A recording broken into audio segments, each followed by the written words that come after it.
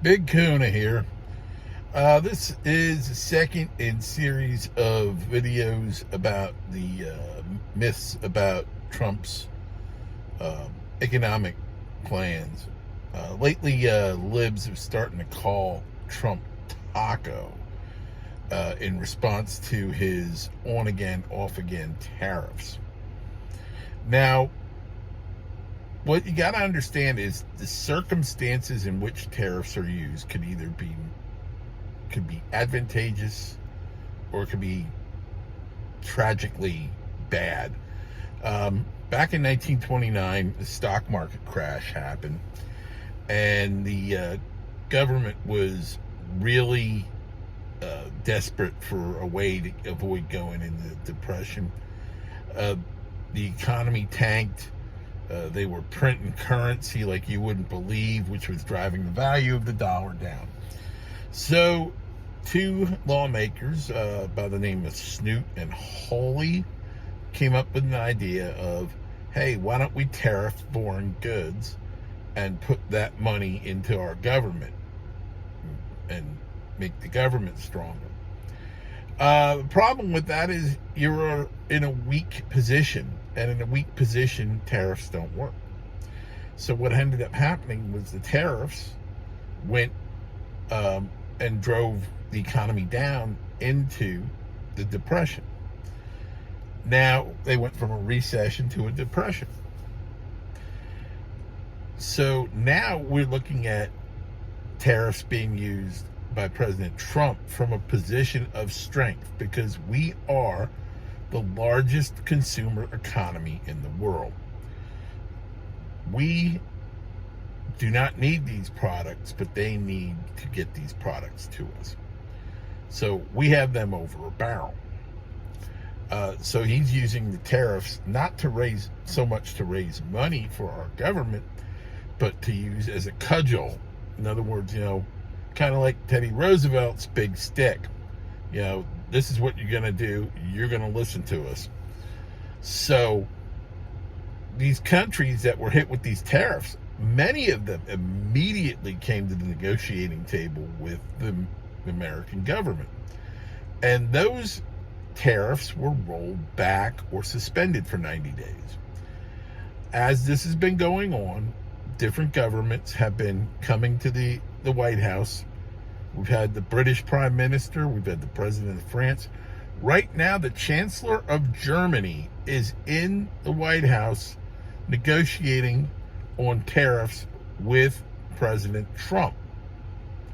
So this is what we're doing. We're bringing people to the table that have been taking advantage of us for decades.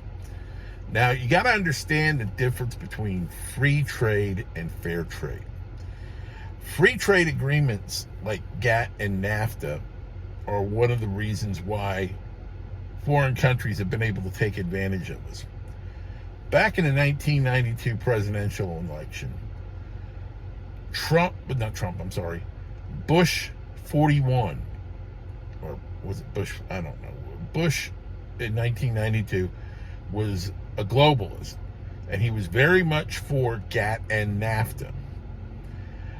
Clinton was saying he was against GATT and NAFTA. Ross Perot was running for president then, and on the debate stage, he said that NAFTA was bad for our country, and Bush was telling the truth that he was for it, but Clinton was lying, because he said as soon as he gets into office, he's going to change his mind. And his prediction was correct. And Clinton signed GATT and NAFTA.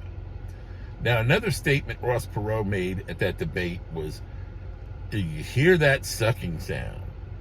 That sucking sound is America's jobs going overseas.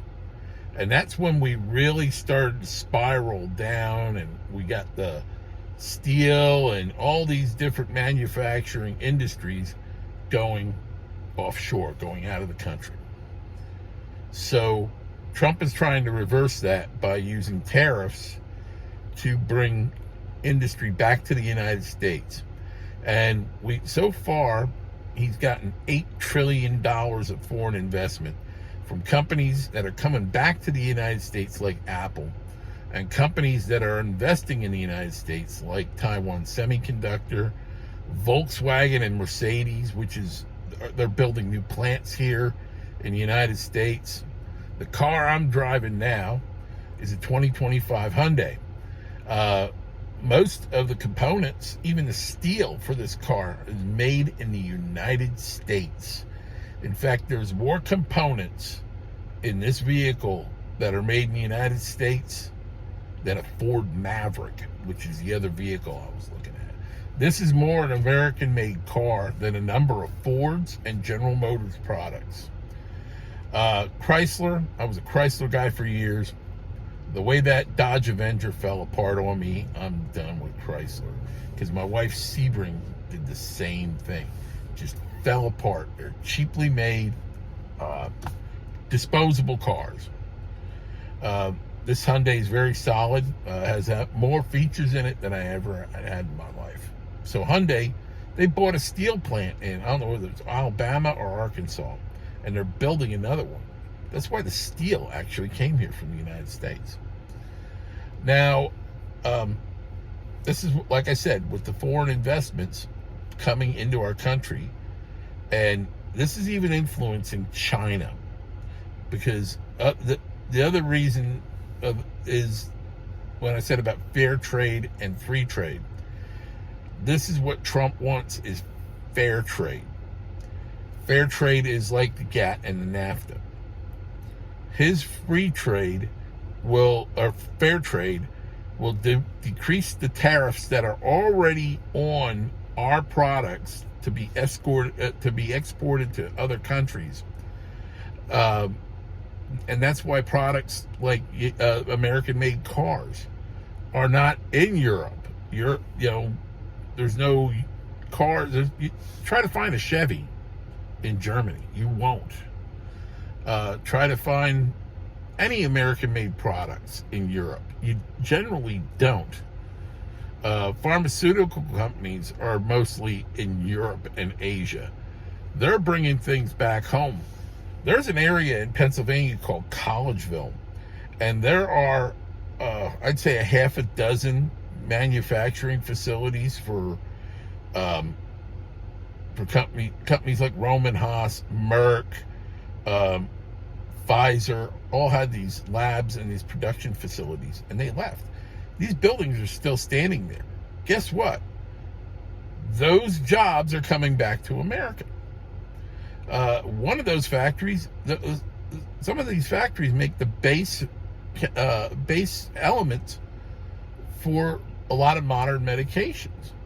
And so we're really, this is really having a positive impact. The mainstream media couldn't understand why we got so many new jobs in coming into our economy. The jobs report from last month, and that's because of Trump's economic plans. So keep watching. There's going to be a part 3 to this. Stay safe and God bless.